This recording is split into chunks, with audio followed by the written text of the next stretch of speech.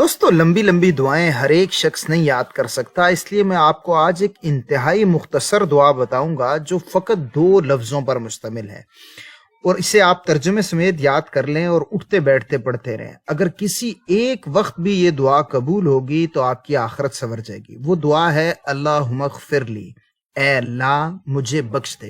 اس کے دوسرے الفاظ بھی حدیث میں آئے، اگر آپ وہ دیکھنا چاہتے ہیں تو پلے لسٹ والے سیکشن کو دیکھیں، ورنہ یوٹیوب پر سرچ کریں اللہم اغفر لی بائے احسان اللہ کیانی، تو وہ ساری ویڈیوز آ جائیں۔ دوستو ہمیں ہر اہم کام سے پہلے استخارہ کر لینا چاہیے، اور آج میں آپ کو استخارے کی اتنی مختصر سی دعا بتاؤں گا جسے آپ چند سیکنڈوں میں پڑھ سکتے ہیں۔ رسول اکرم صلی اللہ علیہ وسلم جب کوئی اہم معاملہ ہوتا تو اس دعا کو پڑھا کرتے تھے۔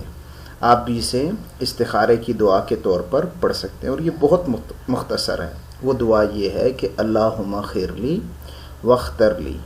اس کا مطلب یہ ہے کہ اے اللہ خیر لی، تو میرے لیے اس معاملے کو خیر بنا دے، واختر لی، اور جو بھی معاملہ میرے لیے زیادہ اچھا ہے وہ میرے دل میں الہام فرما دے، اس کی طرف میرا دل مائل کر دے۔ تو یہ اللہ سے خیر طلب کرتے ہیں کہ یا اللہ مجھے نہیں سمجھ آ رہی کہ کس معاملے کو اختیار کروں، جو میرے لیے بہتر ہے تو اسے خود میرے لیے اختیار فرما لے۔ تو یہ دعا پڑھیں گے تو انشاءاللہ اللہ تعالیٰ آپ کا دل اس طرف پھیر دے گا جو معاملہ آپ کے لیے بہتر ہوگا۔ بسم اللہ الرحمن الرحیم۔ دوستو ایک حدیث شریف میں آتا ہے کہ جو شخص کثرت سے استغفار پڑھتا ہے اللہ تعالیٰ اس کے لیے ہر تنگی اور پریشانی سے نکلنے کا راستہ پیدا فرما دیتے ہیں۔ آج میں آپ کو استغفار کے حوالے سے ایک انتہائی جامع کلمات کے بارے میں بتاؤں گا کہ اگر آپ انہیں پڑھیں گے تو آپ کی استغفار بھی ہو جائے گی اور توبہ بھی ہو جائے گی۔ کلمات آپ کے سامنے لکھے ہیں، اسے دیکھیں کیسے پڑھنا ہے اور اس کا ترجمہ کیا ہے۔ استغفر اللہ، میں اللہ سے معافی مانگتا ہوں، ربی جو میرا رب ہے، من کل ذنب ہر گناہ سے، واتوب الیہ اور اس کی بارگاہ میں توبہ کرتا ہوں۔ تو یہ کلمات خود بھی پڑھیں اور دوسروں تک بھی پہنچا دیں تاکہ وہ بھی اسے پڑھ سکیں۔ ملیں گے اگلی ویڈیو میں۔ السلام علیکم ورحمۃ اللہ۔ السلام علیکم ورحمۃ اللہ۔ دوستو حدیث مبارکہ میں استغفار کی بہت زیادہ ترغیب آئی ہے اور بہت زیادہ فضائل آئے ہیں۔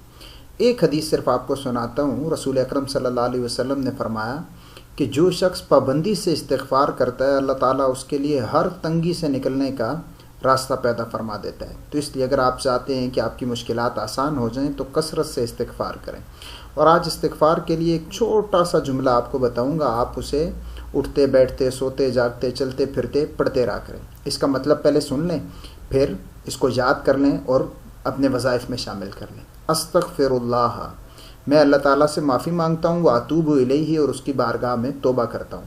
تو دیکھیں، استغفرو میں معافی مانگتا ہوں اللہ سے، واو اور واتوب اور میں توبہ کرتا ہوں الیہ اس کی بارگاہ میں۔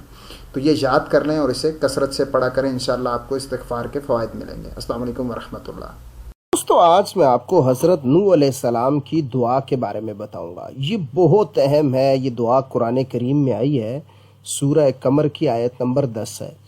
اس میں اللہ تعالیٰ نے فرمایا کہ حضرت نوح علیہ السلام کو جب ان کی قوم نے جھٹلایا اور انہیں پاگل کہا اور انہیں جھڑکا، اور تفسیر میں تو ہے کہ ان لوگوں نے یہاں تک کہا کہ اگر آپ باز نہیں آئے تو ہم آپ کو پتھر مار مار کر شہید کر دیں گے۔ تو اس سے آپ اندازہ لگا سکتے ہیں کہ کس قسم کے مشکل حالات ہوں گے جس میں حضرت نوح علیہ السلام نے یہ دعا مانگی ہوگی۔ اس لیے جب بھی ہم کسی ایسی مشکل میں پھنس جائیں، جب ہمیں بے بسی محسوس ہو، جب ہمارا دشمن بہت طاقتور ہو، جب ہمارے پاس کوئی سہارا نہ ہو، ظاہری اسباب ختم ہو جائیں، تو پھر ہمیں یہ دعا پڑھنی چاہیے، ربی اے میرے رب، انی بے شک میں مغلوب ہو گیا ہوں، فانتصر تو میری مدد فرما۔ تو جب بھی مشکل ہو یہ دعا پڑھیں۔ یہ ایک چھوٹی سی دعا ہے جسے لوگ مشکلات میں آسانی کے لیے پڑھتے ہیں، لیکن انہیں اس دعا کا مطلب نہیں پتہ ہوتا۔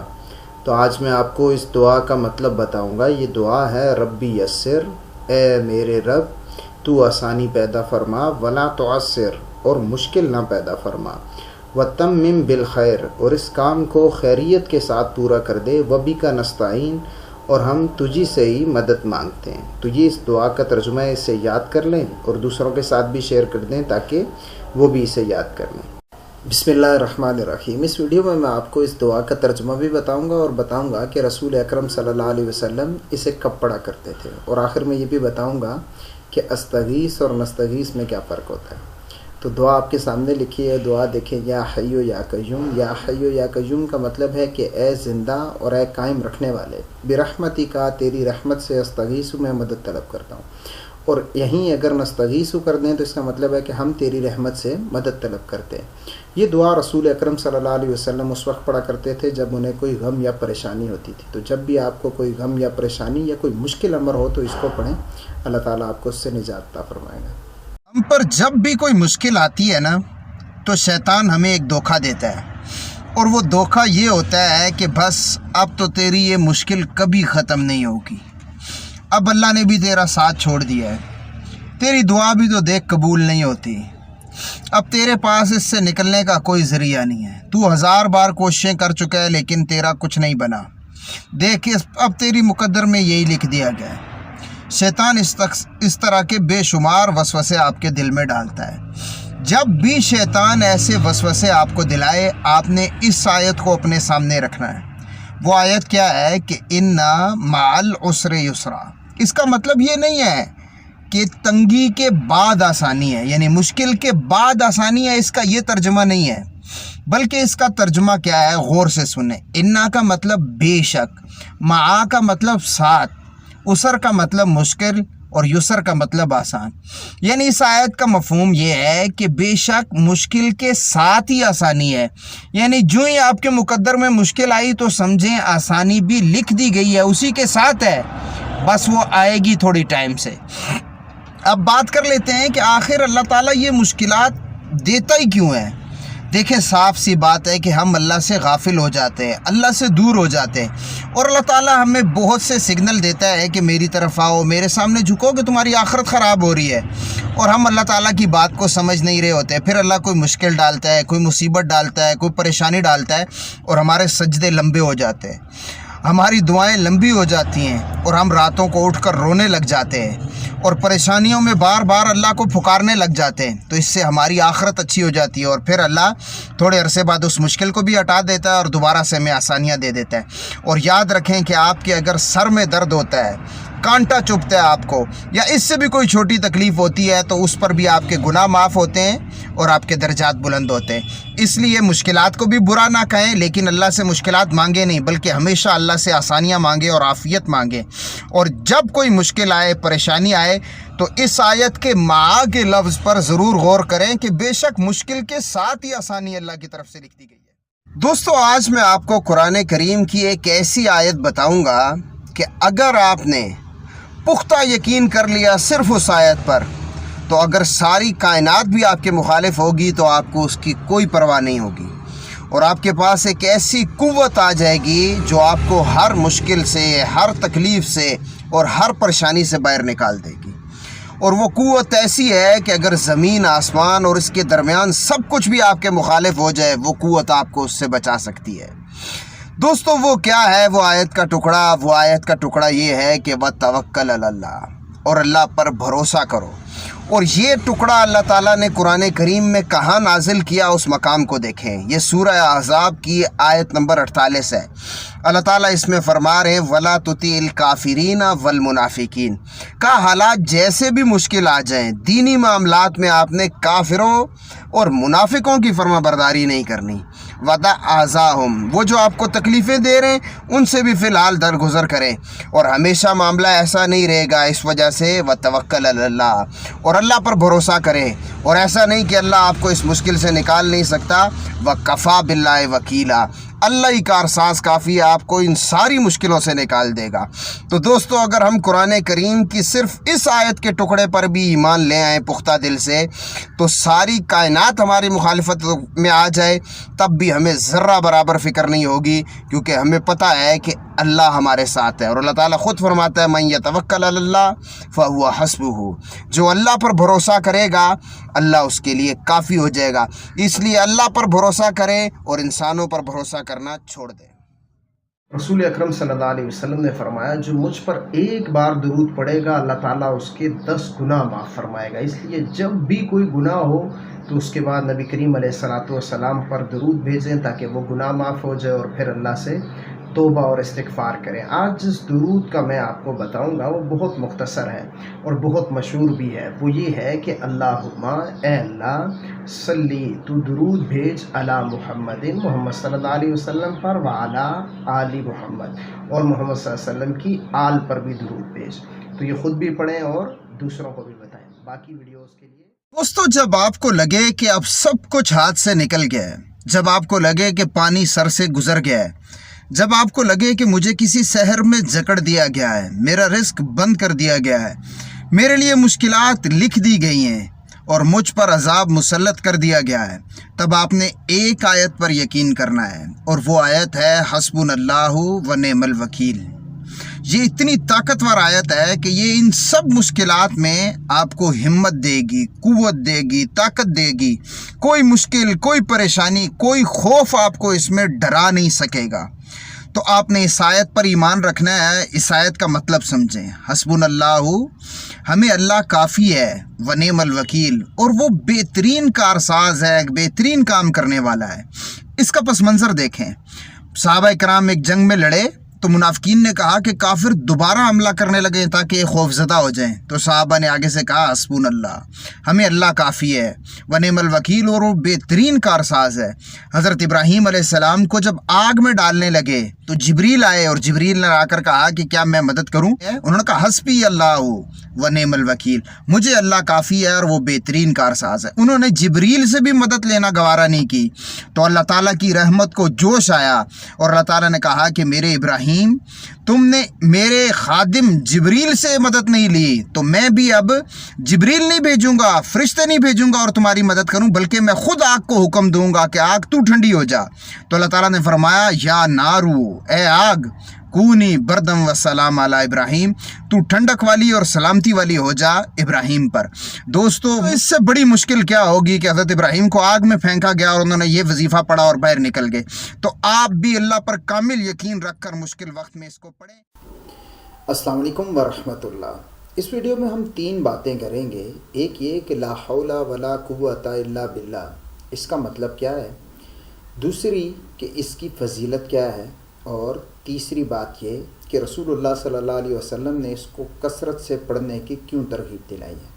تو دیکھیں، لا حول ولا قوت الا باللہ، اس کا مطلب یہ ہے کہ نیکی کرنے کی طاقت اور گناہ سے بچنے کی توفیق صرف اللہ ہی کی طرف سے ملتی ہے۔ اس کے علاوہ انسان نہ نیکی کر سکتا ہے اور نہ گناہ سے بچ سکتا ہے۔ اس کی فضیلت یہ ہے کہ رسول اللہ صلی اللہ علیہ وسلم نے اس کے متعلق فرمایا کہ یہ جنت کے خزانوں میں سے ایک خزانہ ہے، اور یہی سبب ہے کہ جنت کے خزانوں میں سے ایک خزانہ ہے۔ اس وجہ سے حضور نے فرمایا کہ کثرت کے ساتھ لا حول ولا قوت الا باللہ کو پڑھا کرو۔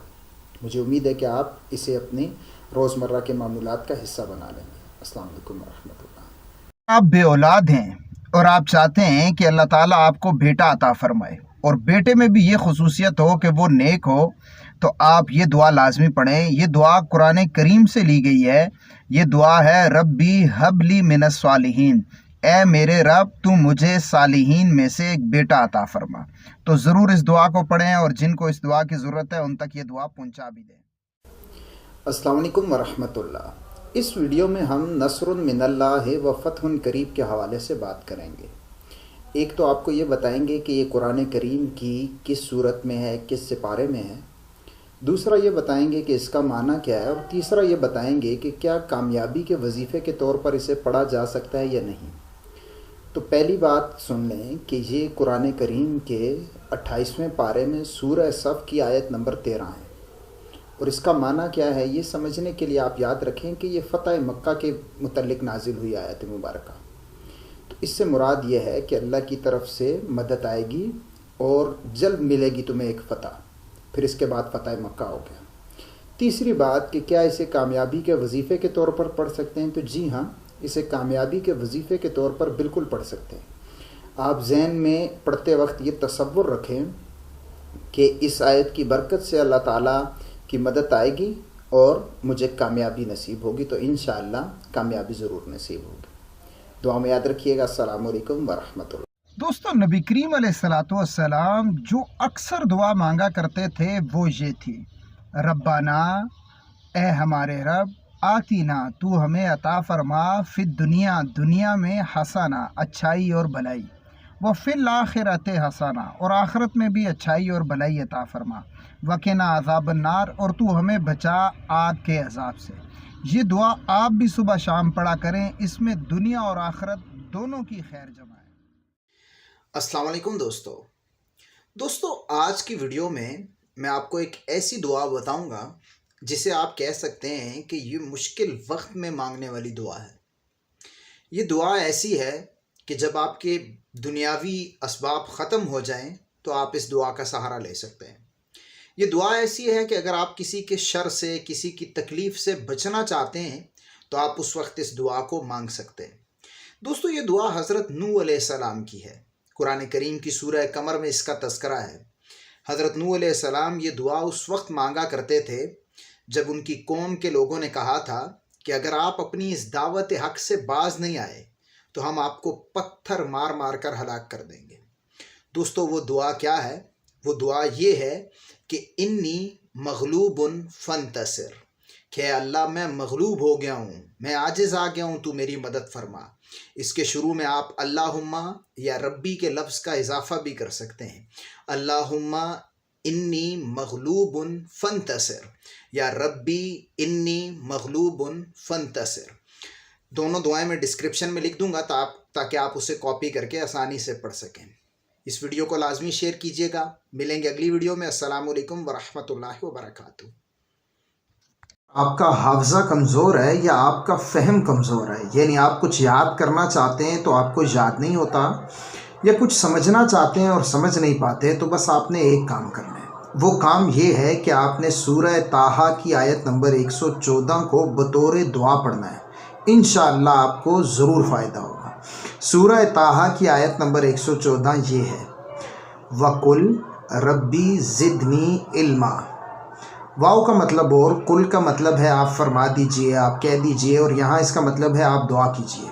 रब्बी, ए मेरे रब, ज़िदनी, तू मुझे ज़्यादा कर, इल्मा, इल्म के एतबार से। आप सिर्फ इतना भी पढ़ सकते हैं कि रब्बी ज़िदनी इल्मा, ए मेरे रब, मेरे इल्म में इजाफ़ा फरमा। इसका मतलब ज़हन में रख कर दुआ करते रहेंगे बार बार, तो इंशाअल्लाह अल्लाह ताला मेहरबानी फरमाएगा, आपका हाफ़ज़ा भी अच्छा हो जाएगा और आपका फ़हम भी अच्छा हो जाएगा, क्योंकि हाफ़ज़ा भी इल्म के लिए ज़रूरी है और फ़हम भी इल्म के लिए ज़रूरी है। तो जब अल्लाह आपके इल्म में इजाफ़ा करेगा तो ये दोनों चीज़ें मजबूत कर देगा। मिलेंगे अगली वीडियो। दोस्तों, हदीस शरीफ में है कि जो शख्स 100 मरतबा सुबह और 100 मरतबा शाम को सुबहान अल्लाहि व बिहम्दिही पढ़ेगा तो क़यामत के दिन उससे ज़्यादा अफजल अमल वाला कोई शख्स नहीं होगा, सिवाय उस शख्स के कि जिसने इतनी ही मिक़दार में इस तस्बीह को पढ़ा हो या इससे ज़्यादा मरतबा पढ़ा हो। और इसकी एक फ़जीलत ये भी है कि रसूल अकरम सल्लल्लाहु अलैहि वसल्लम ने फरमाया कि जो शख्स एक दिन में 100 मरतबा सुबहान अल्लाहि व बिहम्दिही पढ़ेगा तो उसके तमाम गुनाह बख्श दिए जाएंगे, अगरचे वो समुंदर के झाग के बराबर हों। तो इस वजह से आप कोशिश करें कि इस तस्बीह को 100 मरतबा कम से कम दिन में पढ़ें, और अगर मुमकिन हो तो सुबह भी 100 बार और शाम को भी 100 बार, ताकि आपको दोनों तरह की फ़जीलतें मिल जाएं। और एक हदीस में आता है कि अल्लाह ताला को ये बहुत तस्बीह पसंद है। इसका मतलब समझ लीजिए, इसे ख़ुद याद कर लीजिए और फिर दूसरों को भी बताइए।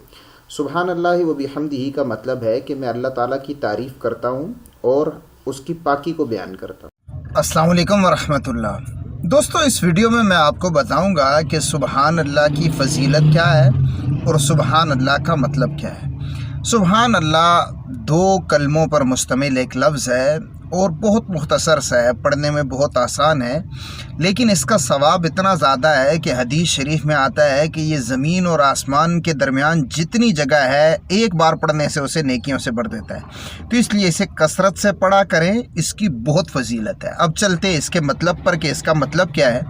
तो देखिए, इसका मतलब ये है कि अल्लाह ताला हर ऐब से, हर नक्स से पाक है। सुबहान अल्लाह का मतलब है कि मैं अल्लाह की पाकी बयान करता हूँ कि उसके अंदर कोई ऐब नहीं है।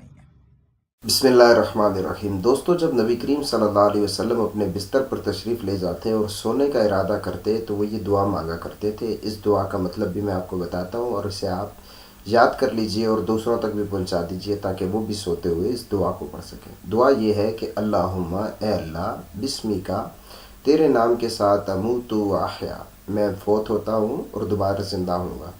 یہاں فوت، مرنے اور زندہ ہونے کا لفظ اس لیے استعمال کیا گیا ہے کیونکہ نیند بھی موت کی طرح ہوتی ہے، اس لیے یہ کہا گیا ہے کہ میں تیرے ہی نام کے ساتھ مرتا ہوں اور زندہ ہوتا ہوں، یعنی سوتا ہوں اور جاگتا ہوں۔ امید ہے آپ میری بات سمجھ گئے ہوں گے۔ مزید بھی اس طرح کی ویڈیوز دیکھنے کے لیے چینل کو سبسکرائب کریں۔ اس ویڈیو میں آپ کو حضرت آدم اور حضرت حوا علیہ السلام کی دعا کے متعلق بتاؤں گا۔ یہ دعا انہوں نے کب مانگی؟ سب سے پہلے یہ سمجھ لیں، قرآن کریم کی سورہ اعراف میں یہ واقعہ بڑی تفصیل سے ہے۔ میں خلاصہ آپ کے سامنے پیش کر رہا ہوں جو میں نے مختلف آیات سے لیا ہے۔ اللہ تعالیٰ نے جب حضرت آدم اور ان کی اہلیہ کو جنت میں بھیجا تو فرمایا کہ سب کچھ کھا پی لو، بس ایک مخصوص درخت ہے، اس کے پاس نہیں جانا، اگر اس کے پاس گئے اور اس کو کھا لیا تو پھر تم ظالموں میں سے ہو جاؤ گے۔ اب شیطان کو اس بات کا پتہ تھا کہ اللہ تعالیٰ نے اس سے منع کیا ہے، تو شیطان نے ان دونوں کے سامنے اللہ کی قسمیں اٹھائی اور کہا میں قسم اٹھا کر کہتا ہوں کہ میں تمہارا خیر خواہ ہوں۔ اب میری بات توجہ سے سنو کہ اللہ تعالیٰ نے تمہیں اس درخت سے کیوں منع کیا ہے، باقی سب کی طرف اجازت ہے، اس سے کیوں منع کیا ہے؟ تو کہا اس درخت سے منع کرنے کی دو وجہ ہیں، ایک تو اس کا پھل کھاؤ گے تو تم فرشتے بن جاؤ گے، اور دوسرا یہ ہے کہ یا تمہیں ہمیشہ کی زندگی مل جائے گی۔ تو یہ دو خواہشیں انسان کے اندر اس کی فطرت میں ہیں۔ تو بار بار شیطان نے جب یہ وسوسہ ڈالا تو بالآخر وہ پھسل گئے اور وہ پھل کھا لیا۔ جوں ہی یہ پھل کھایا تو دونوں کی شرمگاہیں ظاہر ہوگی جو اس سے پہلے چھپی ہوتی تھی، ان پر جنت کا لباس تھا یا کوئی بھی خول تھا یا کوئی ایسی چیز تھی، اور شاید شیطان کا بھی مقصد یہی شرمگاہیں کھلوانا تھا۔ قرآن کریم میں ہے تاکہ وہ ان کی شرمگاہیں ظاہر کر دے، کیونکہ اگر شرمگاہیں کھل جائیں تو پھر باقی کام شیطان والے آسان ہو جاتے، اس لیے اس نے ایسا کیا۔ جو ہی یہ معاملہ ہوا تو پھر حضرت آدم اور حوا دونوں نے یہ دعا مانگنا شروع کر دی، ربنا، اے ہمارے رب، ظلمنا، ہم نے زیادتی کر لی، انفسنا، اپنی جانوں پر، وَإِن لَمْ تَغْفِرْ لَنَا، اور اگر تو نے ہماری بخشش نہ کی، وَتَرْحَمْنَا، اور تو نے ہم پر رحم نہ کیا، لَنَكُونَنَّ مِنَ الْخَاسِرِينَ، تو ہم ضرور خسارہ اٹھانے والوں میں سے ہو جائیں گے۔ اب یہ دعا بڑی بہترین ہے۔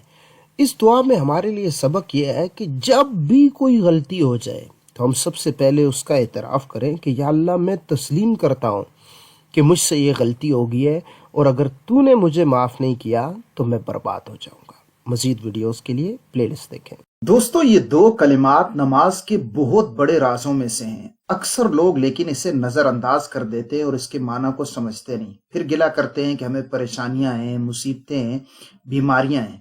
یہاں ہم یقین سے یہ کہتے ہیں کہ جس نے بھی یہ کام کیا اللہ نے اس کی دعا سن لی، مگر پھر بھی پریشان رہتے ہیں۔ غور کریں ان دو کلمات پر، سمیع اللہ لمن حمیدہ، اللہ نے اس کی سن لی، ہم یقین سے کہہ رہے ہیں جس نے اس کی حمد کی، اور پھر ہم خود ہی نماز میں اس کی حمد کرتے ہیں اور کہتے ہیں ربنا، اے ہمارے رب، لک الحمد، تیرے لیے یہ ساری تعریفیں۔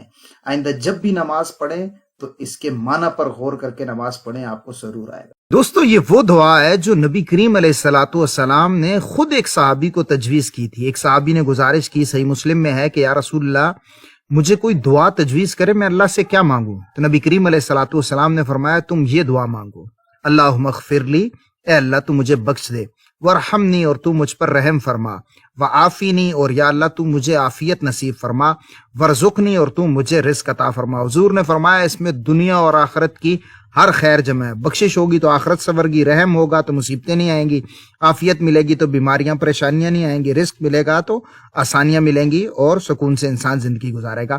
تو اس دعا کو دوسروں تک بھی شیئر کریں۔ دوستو، جب آپ کے پاس کوئی سہارا نہ بچے اور آپ بالکل اکیلے ہو جائیں تو یہ دعا پڑھیں، ربی لا تذرنی فردن وانت خیر الوارثین۔ تو انشاءاللہ اللہ آپ کا ساتھی بن جائے گا۔ اس کا مطلب ہے میرے رب تو مجھے اکیلا نہیں چھوڑیو، اور بے شک تو ہی بہترین وارث ہے۔ دوستو، اس ویڈیو میں آپ کو اس دعا کا مطلب بتاؤں گا جو کفار سے مقابلے کے وقت پڑھی جاتی ہے۔ یہ دعا قرآن کریم کی سورہ بقرہ میں ہے اور آیت نمبر 250 ہے۔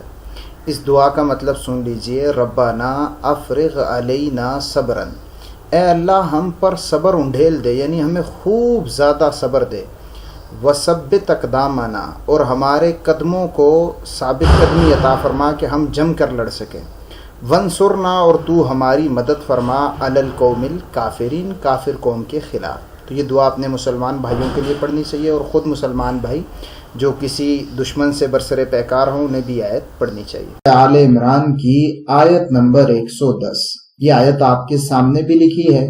پہلے ہم اس کا لفظی ترجمہ دیکھ لیتے ہیں اور پھر اس کی مختصر سی تفسیر بھی دیکھ لیں گے۔ تو یہ آیت مبارکہ ہے کنتم خیر امت، کہ تم بہترین امت ہو، اخرجت جسے نکالا گیا ہے، للناس لوگوں کے لیے، تأمرون بالمعروف تم نیکی کا حکم دیتے ہو، وتنہون عن المنکر اور تم منکر سے روکتے ہو، وتؤمنون باللہ اور تم اللہ پر ایمان رکھتے ہو۔ دیکھیں، معروف کا ایک مطلب تو ہے نیکی اور منکر کا ایک مطلب ہے برائی، لیکن تفسیر میں اس کے الگ معنی بھی ذکر کیا گیا ہے۔ وہاں بتایا گیا ہے کہ معروف سے مراد توحید بھی ہے، یعنی تم توحید کا حکم دیتے ہو، اور منکر سے مراد ہے شرک، کہ تم شرک سے روکتے ہو اور اللہ پر ایمان رکھتے ہو، کیونکہ توحید کی دولت صرف اسی امت کے پاس ہے، باقی امتیں اس نعمت سے خالی ہیں۔ تو اس لیے ہم ہی ہیں بہترین امت کے جو توحید کا حکم دیتے ہیں اور شرک سے لوگوں کو روکتے ہیں، اور یہ حقیقی معنی میں تو تبھی ممکن ہوگا جب ہم دنیا پر غالب ہوں گے۔ اس لیے ہمیں ہر اس دعوت، ہر اس تحریک، ہر اس کتاب، ہر اس مقرر کا ساتھ دینا چاہیے جو دین کو غالب کرنے کی کوشش میں لگا ہوا ہے، کیونکہ جب دین غالب ہوگا تو ہم توحید کا حکم دے سکیں گے اور شرک سے روک سکیں گے۔ جب ہم خود ہی مغلوب ہیں تو ہم کیا کر سکتے ہیں؟ ایک معنی تو یہ ہو گیا۔ دوسرا معنی یہ ہے کہ تم نیکی کا حکم دیتے ہو اور برائی سے روکتے ہو، تو اس لیے ہم جب بھی کوئی برائی دیکھیں تو ہمیں اسے روکنے کی کوشش کرنی چاہیے، اور جب بھی لوگ لاپرواہی اور غفلت کا شکار ہو جائیں تو ہمیں نیکیوں کا حکم دینا چاہیے، کیونکہ یہ ہماری ذمہ داری ہے۔ اور بعض علماء نے فرمایا کہ جب یہ تین شرائط پائی جائیں گی تبھی یہ امت بہترین امت ہوگی، اور اگر یہ تینوں شرائط یا ان میں سے کوئی ایک بھی اس میں سے کم ہو جائے گی تو وہ بہترین امت نہیں قرار پائے گی۔ اگر ہم اس کو یوں کہیں تو شاید یہ زیادہ مناسب ہوگا کہ جو فرد ان تین شرائط کو پورا کرے گا وہ بہترین امت کا فرد ہوگا، اور جو ان تین چیزوں کو فالو نہیں کرے گا اور جو یہ تین شرائط جس میں نہیں پائی جائیں گی وہ بہترین امت کا فرد نہیں قرار پائے گا۔ اس لیے ہمیں کوشش کرنا چاہیے کہ ہم یہ تینوں کام کریں، کامل اور سچے دل سے اللہ پر ایمان بھی لائیں، اور نیکی کا حکم بھی دیں اور برائی سے روکیں بھی، اور اس کا دوسری تفسیر کے اعتبار سے توحید کا حکم بھی دیں اور شرک سے لوگوں کو روکیں بھی۔ تو یہ تھا آج کا ہمارے درس قرآن، جس کی پہلی قسط تھی۔ آپ کو پسند آئی ہوگی، آپ اسے دوسرے دوستوں تک بھی پہنچا دیں۔ انشاءاللہ درس حدیث، سوال جواب اور اسلامی واقعات وہ چیزیں بھی ساتھ ساتھ چلتی رہیں گی، اور اللہ نے چاہا تو انشاءاللہ یہ زیادہ لوگوں تک پہنچیں گی۔ ملیں گے اگلی ویڈیو میں۔ السلام علیکم ورحمۃ اللہ وبرکاتہ۔ دوستو، آج میں آپ کو ایک ایسی دعا کے بارے میں بتاؤں گا کہ اگر وہ دعا آپ مسلسل اللہ تعالیٰ سے مانگتے رہیں گے تو انشاءاللہ آپ اللہ تعالیٰ کے شکر گزار بندے بھی بن جائیں گے، کثرت سے اس کا ذکر کرنے والے بھی بن جائیں گے، اور خوب عبادت گزار بھی بن جائیں گے۔ بس ایک شرط ہے، آپ نے جب بھی یہ دعا مانگنی ہے تو اس کے معنی پر غور کرنا ہے۔ اس حدیث کا ایک پس منظر ہے، اس دعا کا ایک پس منظر ہے، جس حدیث میں یہ آئی اس کا بھی ایک پس منظر ہے، اسے آپ سنیں، پھر آپ کو اس دعا کی اہمیت کا اندازہ ہوگا۔ ہم سب کہتے ہیں یا رسول اللہ ہم آپ سے محبت کرتے ہیں، صحابہ کرام بھی یہی کہا کرتے تھے کہ یا رسول اللہ صلی اللہ علیہ وسلم ہم آپ سے محبت کرتے ہیں، دل و جان سے محبت کرتے ہیں۔ یہ دعا بیان کرنے سے پہلے رسول اکرم صلی اللہ علیہ وسلم نے حضرت معاذ سے فرمایا، اے معاذ، اللہ کی قسم میں تم سے محبت کرتا ہوں، یہ جملہ ارشاد فرمایا، اور پھر اس کے بعد کہا، معاذ اب میں تمہیں وصیت کرتا ہوں کہ تم کسی بھی نماز کے بعد اس دعا کو ترک نہیں کرنا، یعنی جب بھی نماز پڑھو تو اس کے بعد یہ دعا مانگنا۔ وہ دعا کیا ہے یہ سنیں کہ اللہم، اے اللہ، اعنی، تو میری مدد فرما، علی ذکری کا، اپنے ذکر پر، و شکری کا، اپنے شکر پر، و حسن عبادتک، اور اپنی بہترین انداز میں آپ کی عبادت کر سکوں، اس پر میری مدد فرما۔ جب اللہ سے مسلسل اس کے ترجمے پر غور کر کے آپ یہ دعا مانگتے رہیں گے تو انشاءاللہ ایک وقت آئے گا کہ آپ اللہ کے شکر گزار بندے بھی بن جائیں گے، اس کے ذاکر بندے بھی بن جائیں گے اور بہترین عبادت کرنے والے بندے بھی بن جائیں گے۔ اللہ تعالی ہم سب کو یہ تینوں صفات عطا فرمائے کہ ہم اس کے کثرت سے ذکر کرنے والے بھی ہوں، اس کے شکر گزار بندے بھی ہوں اور اس کی خوب عبادت کرنے والے بھی ہوں۔ دوستو، حدیث شریف میں فرمایا گیا ہے کہ جب بھی تمہیں کوئی مشکل معاملہ پیش آئے تو یہ کلمات پڑھو، حسبنا اللہ و نعم الوکیل۔ اور حضرت ابراہیم علیہ السلام کو جب آگ میں ڈالا گیا تو وہ بھی یہی کلمات پڑھ رہے تھے۔ اسی طرح رسول اکرم صلی اللہ علیہ وسلم کو خبر دی گئی کہ کفار آپ کے حوالے سے ایک بہت بڑا لشکر جمع کر رہے ہیں اور پھر جلد حملہ کریں گے، تو رسول اکرم صلی اللہ علیہ وسلم نے بھی یہی کہا، حسبنا اللہ و نعم الوکیل۔ آج اس کا مطلب میں آپ کو بتاؤں گا، آپ اسے خود یاد کر لیں اور پھر دوسرے دوستوں تک بھی پہنچا دیں تاکہ وہ بھی اسے یاد کر کے اسے ہر مشکل گھڑی میں پڑھا کریں تاکہ ان کی مشکل آسان ہو جائے۔ تو دیکھیں، حسبنا اللہ اس کا مطلب ہے کہ ہمیں اللہ کافی ہے، ہمارے لیے اللہ کافی ہے، و نعم الوکیل، اور وہ بہترین کارساز ہے۔ تو اس لیے اللہ پر بھروسہ کرتے ہوئے جب بھی کوئی مشکل آئے تو اس کلمے کو پڑھیں، انشاءاللہ اس کلمے کا آپ کو ضرور فائدہ ہوگا۔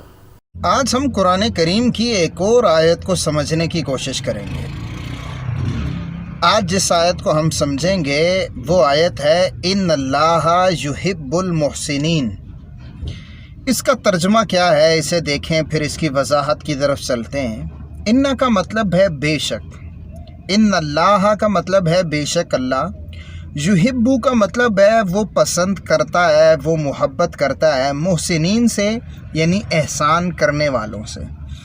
احسان کسے کہتے ہیں یا محسن کسے کہتے ہیں؟ تو دیکھیں، محسن دو طرح کے ہوتے ہیں، ایک اللہ کے ساتھ احسان کرنے والا اور ایک مخلوق کے ساتھ احسان کرنے والا۔ اللہ کے ساتھ احسان کیا ہے؟ وہ یہ ہے کہ اللہ کی عبادت ایسے کی جائے کہ جیسے بندہ اللہ کو دیکھ رہا ہو، اور حدیث شریف میں آتا ہے کہ اگر تمہاری یہ کیفیت پیدا نہیں ہو سکتی تو پھر یہ کیفیت پیدا کرو کہ اللہ تمہیں دیکھ رہے، یعنی تم اللہ کو نہیں دیکھ پا رہے، اگر تمہاری یہ کیفیت نہیں بن پا رہی تو پھر یہ یقین رکھو کہ اللہ تمہیں دیکھ رہا ہے۔ تو جو ایسے عبادت کرے کہ یوں تصور کرے کہ جیسے اللہ اس کے سامنے ہے تو وہ محسن ہے۔ اور اسی طریقے سے دوسرا مخلوق کے ساتھ احسان کرنے والا، یعنی مخلوق کے لیے محسن کیا ہے کہ جو یوں سمجھے کہ اللہ میرے سامنے ہے اور اس کی موجودگی میں، اس کے سامنے میں کسی مخلوق کے ساتھ برتاؤ کر رہا ہوں۔ وہ پھر کیسے ظلم کرے گا، کیسے خیانت کرے گا، کیسے کسی کو دھوکہ دے گا، کیسے کسی کو نقصان پہنچائے گا، یا ماں باپ کے ساتھ کیسے کچھ برا کر سکے گا، جو مخلوق کے لیے محسن ہو۔ تو یاد رکھیں، مخلوق کے ساتھ احسان کرنے والا وہی بنے گا جو اللہ تعالیٰ کے ساتھ احسان کرنے والا ہے، اور جس کو یہ دونوں چیزیں نصیب ہو جائیں اس کے تو وارے نیارے ہیں۔ اللہ سے دعا کریں کہ اللہ تعالیٰ ہم سب کو اپنے محسن بندوں میں شامل فرمائے۔ بسم اللہ الرحمن الرحیم۔ ابن ابی دنیا رحمۃ اللہ علیہ نے اپنی کتاب میں لکھا ہے کہ حضرت علی رضی اللہ تعالیٰ عنہ کو جب ابن ملجم نے خنجر مارا تو حضرت علی رضی اللہ تعالیٰ عنہ نے یہ جملہ کہا، فزت ورب الکعبہ، جس کا مطلب یہ ہے کہ میں کعبہ کے رب کی قسم میں کامیاب ہو گیا۔ تو یہ جملہ موت کے وقت بولنا اور اس وقت جب کسی دشمن نے وار کر دیا ہے بولنا، یہ ثابت کرتا ہے کہ اہل ایمان جو ہوتے ہیں اگر انہیں شہادت کی موت نصیب ہو جائے تو وہ اس کو کامیابی شمار کرتے ہیں۔ بسم اللہ الرحمن الرحیم۔ دوستو، آج میں آپ کو ایک ایسے استغفار کے بارے میں بتاؤں گا کہ اگر آپ اسے رات کو بستر پر سونے سے پہلے پڑھ لیتے ہیں 3 مرتبہ تو اگر آپ کے گناہ سمندر کی جھاگ کے برابر ہوئے تو بھی معاف کر دیے جائیں گے، آسمان کے ستاروں کے برابر ہوئے تب بھی معاف کر دیے جائیں گے، اور حدیث شریف میں آتا ہے اگر دنیا کے ایام کے برابر بھی آپ کے گناہ ہوئے تو وہ بھی بخش دیے جائیں گے۔ یہ استغفار آپ کے سامنے ہے، میں پڑھ کر بھی بتاتا ہوں اور اس کا مطلب بھی آپ کو سمجھاتا ہوں۔ پہلے اس کا مطلب سمجھ لیں، استغفر اللہ، میں معافی مانگتا ہوں اللہ تعالیٰ سے، الذی لا الہ الا ہوا، جس کے سوا کوئی عبادت کے لائق نہیں، الحی القیوم، جو زندہ ہے اور قائم ہے، واتوب الیہ، اور میں اسی کی بارگاہ میں توبہ کرتا ہوں۔ تو یہ ہے وہ استغفار، اسے خود بھی پڑھیں اور اپنے جاننے والوں تک بھی پہنچا دیں تاکہ وہ بھی یہ نیکی کر سکیں۔ اللہ تعالی ہم سب کو یہ درود، یہ استغفار روزانہ پڑھنے کی توفیق عطا فرمائے۔ السلام علیکم ورحمۃ اللہ۔ کیا آپ یہ چاہتے ہیں کہ آپ کے پاس مال و دولت کی فراوانی ہو اور آپ کی صحت ہمیشہ ٹھیک رہے، آپ کے جسم میں قوت ہو؟ اسی طریقے سے اللہ تعالیٰ آپ کو اولاد نرینہ بھی عطا کرے، آپ کی زمینوں کو زیادہ سیرابی ملے، آپ کی فصل اچھی ہو، اگر آپ یہ سب چیزیں چاہتے ہیں تو میں آپ کو ایک عمل ایسا بتاؤں گا، اگر آپ نے اس پر عمل کر لیا تو یقین مانیں کہ یہ چاروں چیزیں حاصل ہو جائیں گی۔ اور یہ بات میں کوئی پاس سے نہیں کر رہا کہ میری رائے ہے کہ ایسا ہو جائے گا، بلکہ اللہ تعالیٰ نے قرآن کریم میں ایک عمل ایسا ذکر کیا ہے اور اس کے ساتھ یہ ساری چیزیں بھی بتائی ہیں۔ وہ آیتیں میں آپ کے سامنے پیش کرتا ہوں، دیکھیں پہلی آیت یہ ہے، دوسری آیت یہ ہے، تیسری آیت یہ ہے اور چوتھی آیت یہ ہے۔ ان سب سے یہ پتہ چلتا ہے کہ اگر آپ استغفار کریں گے تو آپ کی زمینیں زیادہ سیراب ہوں گی، اللہ آپ کو مال بھی دے گا، بیٹے بھی دے گا، اور آپ کے اوپر عذاب اور اللہ کی آزمائشیں بھی نہیں آئیں گی۔ اس وجہ سے استغفار خود بھی کریں اور اپنے بچوں کو بھی کہیں، اپنے سے وابستہ لوگوں کو بھی کہیں کہ وہ استغفار کریں، اور اگر ہم قومی سطح پر استغفار کی مہم چلائیں تو ہمارا ملک بھی اوپر چلا جائے گا۔ آج میں آپ کو ایک ایسی دعا بتاؤں گا کہ اسے اگر غم، مصیبت اور پریشانی میں آپ پڑھیں گے تو انشاءاللہ آپ کی وہ پریشانی، آپ کی وہ مصیبت اور آپ کا وہ غم دور ہو جائے گا۔ تو چلیں دعا کی طرف چلتے ہیں۔ دعا یہ ہے، اللہم رحمتک ارجو، اے اللہ میں تیری رحمت کا امیدوار ہوں، میں تیری رحمت کی امید کرتا ہوں۔ فلا تکلنی الی نفسی طرفۃ عین، تو مجھے پلک جھپکنے کی مقدار کے برابر بھی اپنے نفس کے حوالے نہیں کر۔ وصلح لی شانی کلہ، اور تو میری تمام معاملات جو ہیں ان کو درست کر دے۔ لا الہ الا انت، بے شک تیرے سوا کوئی عبادت کے لائق نہیں ہے۔ اب یہ آخری جملہ جو ہے، وَأَصْلِحْ لی شانی کلہ، یعنی میرا ہر معاملہ سنوار دے، ہر معاملہ ٹھیک کر دے۔ تو جتنی بھی آپ کی پریشانیاں، مشکلات، مصیبتیں ہوں گی وہ یہ جملہ ادا کرنے سے انشاءاللہ دور ہو جائیں گی، اور اللہ تعالیٰ آپ کو اپنی رحمت کی آغوش میں لے لے گا۔ اور جب اللہ تعالیٰ کسی کو اپنی رحمت کی آغوش میں لے لے گا تو پھر اس کو کوئی پریشانی، کوئی غم، کوئی دکھ، کوئی تکلیف نہیں پہنچے گی۔ اللہ تعالیٰ ہم سب کو یہ دعا پڑھنے کی توفیق عطا فرمائے۔ بسم اللہ الرحمن الرحیم۔ آج میں آپ کو ایک ایسی دعا کا مطلب بتاؤں گا جو رسول اکرم صلی اللہ علیہ وسلم نماز میں پڑھا کرتے تھے۔ آپ بھی اسے درود شریف کے بعد اپنی نماز میں شامل کر سکتے ہیں۔ تو چلیں دعا کی طرف چلتے ہیں۔ دعا یہ ہے کہ اللہم انی اعوذ بک من عذاب القبر، کہ اے اللہ میں عذاب قبر سے تیری پناہ مانگتا ہوں، یعنی تو مجھے اس سے بچا اور اپنی پناہ میں لے لے کہ میں اس میں نہیں جا سکوں۔ وَأَعُوذُ بِكَ مِن فِتْنَةِ الْمَسِيحِ الدَّجَّالِ، اور اے اللہ میں تیری پناہ مانگتا ہوں مسیح دجال کے فتنے سے۔ وَأَعُوذُ بِكَ مِن فِتْنَةِ الْمَحْيَا وَفِتْنَةِ الْمَمَاتِ، میں زندگی اور موت کے فتنے سے تیری پناہ مانگتا ہوں۔ اللہم انی اعوذ بک من المعثم والمغرم، اے اللہ میں گناہوں سے اور قرض سے تیری پناہ مانگتا ہوں۔ تو آپ بھی اس کو اپنی نماز میں شامل کر لیں درود شریف کے بعد، اور ان چیزوں سے پناہ مانگا کریں جس سے رسول اکرم صلی اللہ علیہ وسلم نے پناہ مانگی۔ اللہ تعالی ہم سب کو عمل کرنے کی توفیق عطا فرمائے۔ میں انشاءاللہ پھر کسی نئی دعا یا کسی نئی اسلامی ویڈیو کے ساتھ آپ کی خدمت میں حاضر ہوں گا۔ السلام علیکم ورحمۃ اللہ۔ بسم اللہ الرحمن الرحیم۔ دوستو، ہم جب بھی کسی کے پاس کوئی اچھی چیز دیکھیں تو ہمیں اس کے ساتھ کہہ دینا چاہیے کہ اللہ تعالیٰ اس میں برکت دے، تاکہ اس کو نظر نہیں لگے ہماری۔ تو آج ایسے ہی کچھ الفاظ بتاؤں گا جو آپ بول سکتے ہیں اور عموماً بولے بھی جاتے ہیں، لیکن لوگوں کو اس کا مطلب نہیں پتہ ہوتا۔ تو سب سے پہلے ہے اللہم بارک کا مطلب کیا ہوتا ہے؟ تو اللہم بارک کا مطلب ہوتا ہے اللہ برکت دے۔ آگے ہم ذکر نہیں کرتے کہ کسے برکت دے، مختلف طرح کے الفاظ آگے ذکر کیے جاتے ہیں، وہ میں آپ کو بتا رہا ہوں۔ جس طرح اللہم بارک لنا، اے اللہ ہم میں برکت دے، یعنی ہماری اس چیز میں برکت دے، یا ہمارے جو آل اولاد ہے اس میں برکت دے تو لنا کہیں گے۔ اور اگر ہم نے کہنا ہے اللہم بارک فیہ، یا اللہ اس چیز میں برکت دے، جو بھی مذکر چیز ہے اس کے لیے یہ کہہ دیں گے۔ کبھی ہم کہتے ہیں کہ یا اللہ یہ جو سامنے بندہ ہے اس میں برکت دے، تو ہم کہتے ہیں اللہم بارک، کہ اللہ تو برکت نازل فرما فی کا، تیرے اندر جو سامنے ہے، ٹھیک ہے۔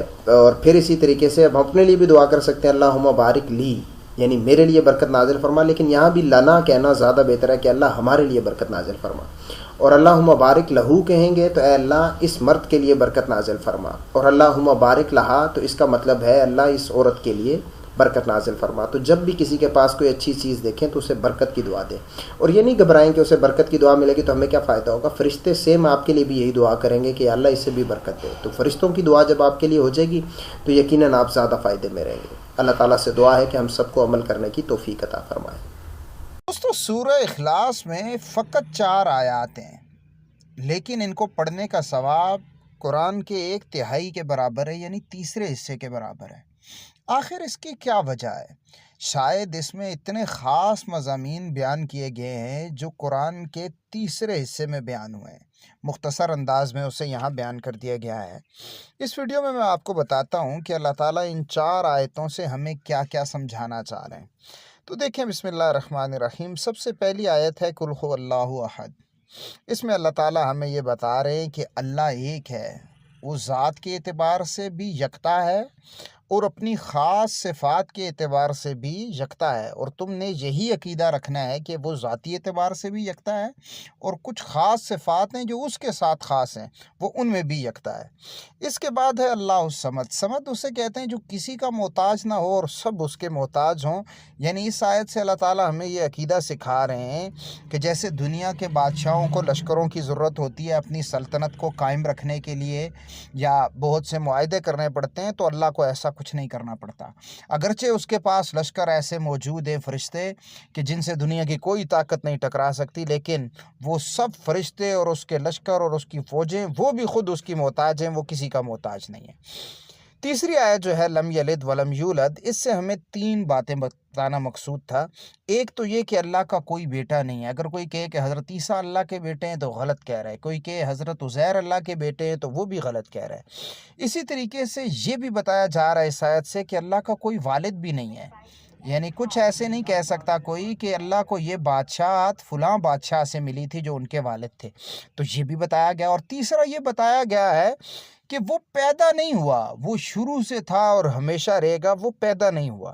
چوتھی آیت ہے وَلَمْ يَكُنْ لَهُ كُفُوًا أَحَدٌ۔ اس سے یہ بتانا مقصود تھا کہ اس کی برابری کا ہے ہی کوئی نہیں۔ اس کی کیسے مثال دی جائے کہ یہ دیکھو جیسے یہ ہے ویسا وہ ہے، اس کے کفو کا، اس کی برابری کا کوئی نہیں ہے۔ اور ساتھ اس میں یہ بھی اشارہ ہے کہ کیونکہ اس کی برابری کا کوئی نہیں، تو اس وجہ سے اس کی مملکت میں کوئی اس کا شریک بھی نہیں ہے، تم اسے یکتا اور تنہا سمجھنا۔ کسی بھی آیت کی یا کسی بھی قرآنی صورت کی آپ تفسیر سمجھنا چاہتے ہیں تو آپ مجھے کمنٹ کریں، انشاءاللہ میں اس پر ویڈیو بنانے کی کوشش کروں گا، اور کوئی بھی اسلامی سوال ہو تو آپ کمنٹ کر سکتے ہیں۔ آج میں آپ کو اس دعا کا مطلب بتاؤں گا کہ اللہم، اے اللہ، انکا عفو، بے شک تو معاف کرنے والا ہے، تحب العفو، اور معافی کو پسند کرتا ہے، فاعف عنی، تو مجھے بھی معاف کر دے۔ یہ دعا جب بھی آپ کو موقع ملے اسے پڑھ لیا کریں، اور بار بار اس کو سنیں اور بار بار اسے یاد کرنے کی کوشش کریں تاکہ آپ کو مکمل دعا یاد ہو جائے۔ دوستو، اس ویڈیو میں آپ کو اللہ الصمد کی فضیلت بھی بتاؤں گا اور اس کا مطلب بھی بتاؤں گا۔ اللہ الصمد سورہ اخلاص کی ایک آیت ہے، اور سورہ اخلاص کی فضیلت یہ ہے کہ اسے پڑھا جائے تو قرآن کے تیسرے حصے کے برابر ثواب ملتا ہے، اور اس میں صرف 4 آیتیں ہیں جس میں سے ایک آیت ہے اللہ الصمد۔ اس سے آپ اندازہ لگا لیں کہ اللہ الصمد کی فضیلت کتنی زیادہ ہے۔ اب اس کے معنی پر بات کر لیتے ہیں کہ اس کا مطلب کیا ہے۔ تو دیکھیں، صمد اس ذات کو کہتے ہیں جو خود کسی کی محتاج نہ ہو، اور بڑے سے بڑے بادشاہ بھی اس کے در کے محتاج ہوں، بڑی سے بڑی مخلوق بھی اس کے در کی محتاج ہو، اسے کہتے ہیں الصمد۔ اس لیے علماء فرماتے ہیں کہ اگر آپ محتاج ہیں اور محتاجی دور کرنے کے لیے اللہ سے دعا کر رہے ہیں تو اسے یا صمد کہہ کر پکاریں کہ اے وہ ذات جو کسی کی محتاج نہیں ہے اور ہر مخلوق جس کی محتاج ہے، میری فلاں حاجت کو دور کر دے، تو انشاءاللہ اس کی ضرورت پوری ہو جائے گی۔ دوستوں، میں بہت چھوٹی چھوٹی دعائیں اللہ تعالیٰ سے کیا کرتا تھا۔ یعنی میں کہیں جا رہا ہوتا اور کہیں موسم گرم ہوتا تو میں اللہ سے یہ دعا بھی کرتا تھا کہ یا اللہ، کہیں سے ٹھنڈا پانی مل جائے۔ حتیٰ کہ میں کوئی چیز خریدنے جاتا تھا تو اس وقت بھی یہ دعا کرتا تھا۔ یعنی جیسے میں گاڑی خریدنے جاتا تو میں دعا کرتا جاتا، یا اللہ کوئی اچھی سی گاڑی مل جائے، اور جو گاڑی میرے لیے اچھی ہو وہاں میرا دل مطمئن ہو جائے، اور جو نہ اچھی ہو وہاں کوئی ایسی بات ہو جائے کہ جس کو میں پسند نہ کرتا ہوں۔ تو یقین مانیں کہ مجھے ہر گاڑی کم پیسوں میں ملی، اور جب میں نے اس کو فروخت کیا تو تقریباً اکثر گاڑیوں نے مجھے فائدہ دیا، اور لوگ حیران ہوتے تھے اور لوگ سمجھتے تھے کہ شاید یہ بہت تجربہ کار آدمی ہے، اور مجھ سے پوچھتے تھے کہ بھائی آپ کیا کیا چیزیں دیکھتے ہو اور گاڑیاں لے آتے ہو اتنے کم پیسوں میں؟ تو میں دل ہی دل میں کہتا کہ بھائی میں تو دعائیں کر کے لے کے آتا ہوں، یہ میرا کوئی ایکسپیرینس نہیں، میں تو بالکل نیا آدمی تھا۔ جو مجھے پہلی گاڑی ملی جس ریٹ میں ملی وہ بھی حیران کن تھی۔ تو اس کے پیچھے یہی فارمولہ تھا جو میں آپ کو بتا رہا ہوں۔ دوستو، اسی طریقے سے جب میں دعائیں کرتا تھا تو میرے ذہن میں ایک خدشہ آتا تھا کہ کیا یہ طریقہ ٹھیک ہے یا غلط ہے، کیونکہ کسی فقہ کی کتاب میں غالباً یہ عبارت ہے کہ جو چیزیں اللہ سے مانگی جا سکتی ہیں، جو لوگوں سے مانگی جا سکتی ہیں، وہ اللہ سے نہیں مانگنی چاہیے۔ غالباً اس میں ایگزیکٹ یہ جملہ تھا کہ یا اللہ میری شادی کروا دے، تو وہ غالباً نماز کے بارے میں تھے کہ نماز کے اندر یہ دعا نہیں کر سکتے۔ لیکن دوستو میں آپ کو حدیث شریف سناتا ہوں، ایک صحابی کا، آپ وہ صحابی کی حدیث سنیں۔ حضرت ابن عمر رضی اللہ تعالیٰ عنہ فرماتے ہیں کہ میں ہر معاملے میں اللہ سے دعا کرتا تھا، حتیٰ کہ جب میں کسی سواری پر بیٹھا ہوتا اور چل رہا ہوتا تو میں یہ بھی دعا کرتا تھا کہ یا اللہ میری اس سواری کو تیز چلا دے۔ تو دوستو اس سے پتہ چلا کہ ہر چھوٹی چھوٹی چیز کی دعا بھی آپ اللہ سے کر سکتے ہیں۔ اس حدیث کی وضاحت سنیں۔ دیکھیں ان کے پاس تھی سواری، یا گدھا ہوگا یا گھوڑا ہوگا یا اونٹ ہوگا یا خچر ہوگا، آپ یہی والی دعا پرانی بائک اور پرانی گاڑی کے لیے بھی کر سکتے ہیں۔ اب سوال یہ پیدا ہوتا ہے کہ اگر ہم یہ کریں گے تو فائدہ کیا ہوگا؟ دیکھیں جہاں دیگر اس کے فائدے ہوں گے وہاں ایک بہت بڑا فائدہ یہ بھی ہوگا کہ اس سے آپ کو عبادت کا ثواب ملتا رہے گا، کیونکہ دعا خود ایک عبادت ہے بلکہ عبادتوں کا نچوڑ اور مغز ہے۔ اور یہ بھی ذہن میں رکھیں کہ اگر اللہ تعالیٰ نے آپ کو کوئی پرانی چیز دی ہوئی ہے جو صرف دعاؤں سے چلتی ہے تو سمجھیں کہ اللہ آپ کی دعائیں سننا چاہتا ہے۔ دعاؤں میں یاد رکھیے گا، ملیں گے اگلی ویڈیو میں۔ اگر آپ پریشان ہیں یا مصیبت میں ہیں یا آپ پر کوئی دنیاوی بلا نازل ہوئی ہے تو آپ بالکل صحیح ویڈیو پر آئے ہیں۔ میں آپ کو آج ایک ایسا خزانہ بتاؤں گا جو آپ کی تمام پریشانیوں کو دور کر دے گا، جو آپ کو مصیبتوں سے باہر نکال دے گا۔ یہ کوئی لمبا چوڑا وظیفہ نہیں ہے بلکہ ایک مختصر سی دعا ہے۔ آپ نے اسے تمام نمازوں کے بعد پڑھنا ہے، پوری توجہ کے ساتھ پڑھنا ہے اور اس کے معنی پر غور کرتے رہنا ہے۔ انشاءاللہ چند ہی دنوں میں آپ کو فرق نظر آنے لگے گا۔ یہ ہے وہ خزانہ۔ جانتے ہیں یہ دعا سب سے پہلے کس نے اور کب مانگی تھی؟ حضرت یونس علیہ السلام اللہ کے ایک برگزیدہ پیغمبر تھے۔ ان سے ایک کوتاہی ہو گئی۔ وہ کوتاہی کیا تھی کہ وہ غصے میں اللہ سے اجازت لیے بغیر ہی چلے گئے، تو اللہ تعالیٰ نے انہیں مچھلی کے پیٹ میں قید کر دیا۔ انہیں جب احساس ہوا کہ مجھ سے غلطی ہو گئی تو انہوں نے یہ کلمات کہے، لا الہ الا انت سبحانک انی کنت من الظالمین۔ اے اللہ بے شک تیرے سوا کوئی عبادت کے لائق نہیں ہے اور تو پاک ہے اور بے شک میں ہی ظالموں میں تھا۔ اس دعا میں اللہ کی حمد بھی ہے، اس کی پاکیزگی کا ذکر بھی ہے اور اپنی ندامت اور شرمندگی کا ذکر بھی ہے۔ اس لیے اس دعا کو آپ بطور ذکر اور توبہ کرنے کے لیے بھی پڑھ سکتے ہیں۔ اگر آپ یہ جاننا چاہتے ہیں کہ دعا کس کس عمل کے بعد قبول ہوتی ہے تو ہماری یہ ویڈیو دیکھیں۔ ہم پر جب بھی کوئی مشکل آتی ہے نا تو شیطان ہمیں ایک دھوکہ دیتا ہے، اور وہ دھوکہ یہ ہوتا ہے کہ بس اب تو تیری یہ مشکل کبھی ختم نہیں ہوگی، اب اللہ نے بھی تیرا ساتھ چھوڑ دیا ہے، تیری دعا بھی تو دیکھ قبول نہیں ہوتی، اب تیرے پاس اس سے نکلنے کا کوئی ذریعہ نہیں ہے، تو 1000 بار کوششیں کر چکا ہے لیکن تیرا کچھ نہیں بنا، دیکھ اب تیری مقدر میں یہی لکھ دیا گیا ہے۔ شیطان اس طرح کے بے شمار وسوسے آپ کے دل میں ڈالتا ہے۔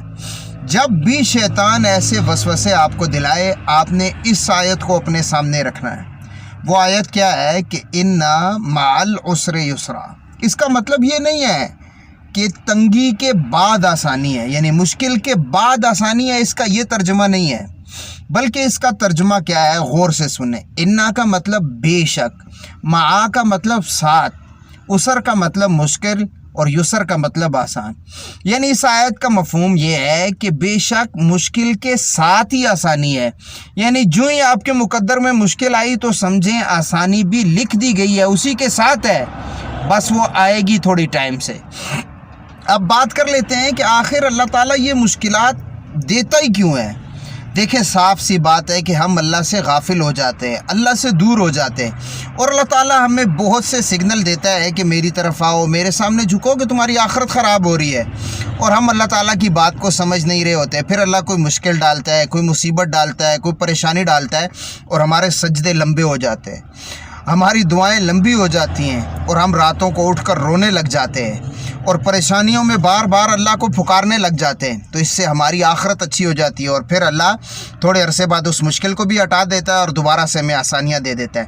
اور یاد رکھیں کہ آپ کے اگر سر میں درد ہوتا ہے، کانٹا چبھتا ہے آپ کو، یا اس سے بھی کوئی چھوٹی تکلیف ہوتی ہے، تو اس پر بھی آپ کے گناہ معاف ہوتے ہیں اور آپ کے درجات بلند ہوتے ہیں. اس لیے مشکلات کو بھی برا نہ کہیں، لیکن اللہ سے مشکلات مانگے نہیں، بلکہ ہمیشہ اللہ سے آسانیاں مانگے اور عافیت مانگے. اور جب کوئی مشکل آئے، پریشانی آئے، تو اس آیت کے معا کے لفظ پر ضرور غور کریں کہ بے شک مشکل کے ساتھ ہی آسانی اللہ کی طرف سے لکھ دی گئی ہے. دوستو، آج میں آپ کو ایک ایسی دعا کے بارے میں بتاؤں گا کہ اگر وہ دعا آپ مسلسل اللہ تعالیٰ سے مانگتے رہیں گے تو انشاءاللہ آپ اللہ تعالیٰ کے شکر گزار بندے بھی بن جائیں گے، کثرت سے اس کا ذکر کرنے والے بھی بن جائیں گے، اور خوب عبادت گزار بھی بن جائیں گے. بس ایک شرط ہے، آپ نے جب بھی یہ دعا مانگنی ہے تو اس کے معنی پر غور کرنا ہے. اس حدیث کا ایک پس منظر ہے، اس دعا کا ایک پس منظر ہے، جس حدیث میں یہ آئی اس کا بھی ایک پس منظر ہے. اسے آپ سنیں، پھر آپ کو اس دعا کی اہمیت کا اندازہ ہوگا. ہم سب کہتے ہیں یا رسول اللہ ہم آپ سے محبت کرتے ہیں. صحابہ کرام بھی یہی کہا کرتے تھے کہ یا رسول اللہ صلی اللہ علیہ وسلم ہم آپ سے محبت کرتے ہیں، دل و جان سے محبت کرتے ہیں. یہ دعا بیان کرنے سے پہلے رسول اکرم صلی اللہ علیہ وسلم نے حضرت معاذ سے فرمایا، اے معاذ، اللہ کی قسم میں تم سے محبت کرتا ہوں. یہ جملہ ارشاد فرمایا، اور پھر اس کے بعد کہا، معاذ اب میں تمہیں وصیت کرتا ہوں کہ تم کسی بھی نماز کے بعد اس دعا کو ترک نہیں کرنا. یعنی جب بھی نماز پڑھو تو اس کے بعد یہ دعا مانگنا.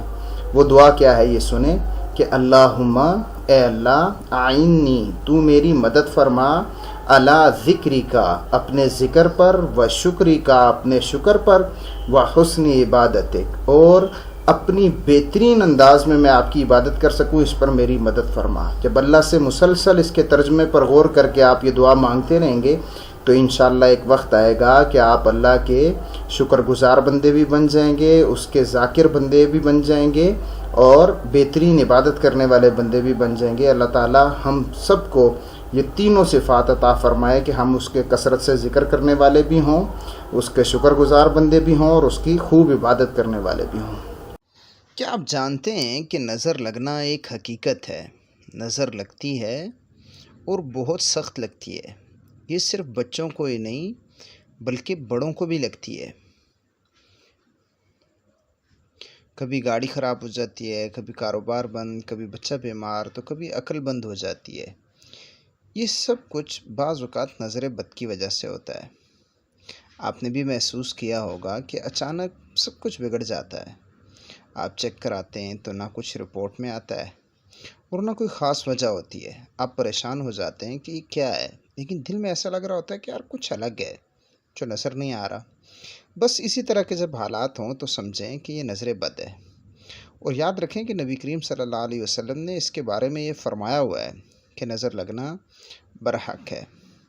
آج میں آپ کو ایک دعا بتاؤں گا، اگر وہ آپ پڑھیں گے تو آپ سمجھیں کہ اس سے بچ جائیں گے بہت حد تک.